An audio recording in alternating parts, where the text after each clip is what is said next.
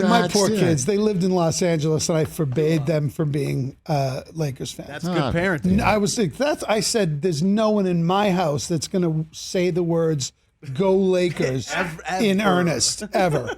It's just not happening. Mocking is fine, right? Like sarcastic, And by the sardonic way, mocking. that's is right. good. Yes, you could do that. I love how you said in earnest. You got to add in earnest. I love that.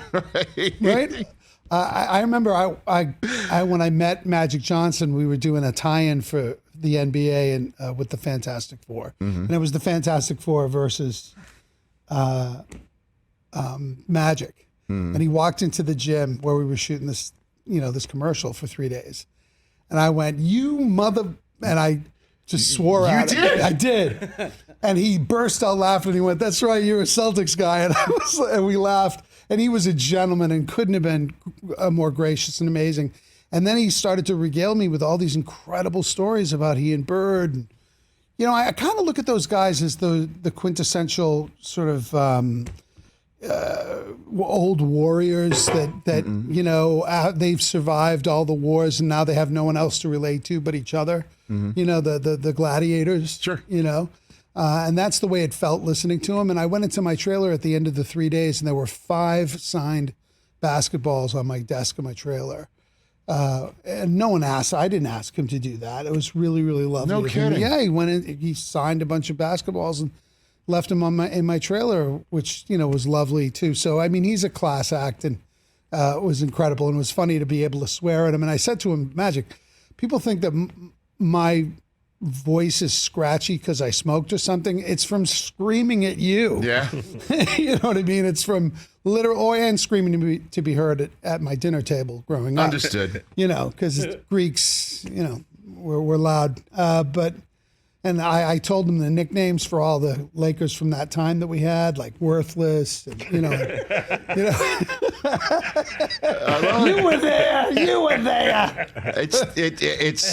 I do love that spite, and again, that does play in Winning Time. One of my favorite lines of the season was from the scene, and I've mentioned this a couple times on the show, so for our listening and viewing audience, I apologize for repeating it, where John C. Reilly as Jerry Buss is talking to Jerry West. They're having this conversation about which coach is he going to stick with? Which guy is he going to go back, to McKinney, or is he going to stick with Westhead and Riley? And he asks Jerry West for help. And Jerry's like, I don't want any part of this conversation because you're going to stick me with what, if I'm wrong, it's going to stick with me and all that. And he tells him, Buss, like, I'm asking everybody. I'm even asking my priest. And West's line is like, "Oh, don't ask him. He's probably a Celtic fan." That made me laugh out loud. Like I was on a plane watching it coming back from New York, and I laughed out loud because that's exactly you cursing at Magic Johnson and reminding him about all the nicknames from back in the day. And that sort of sports spite is another thing that we love about sports. Well, this guy, Max Borenstein, what a great writer. The dialogue is just crackled, leaps off the page. And again, as an actor, that's what you're always looking for is great storytelling and insightful. And,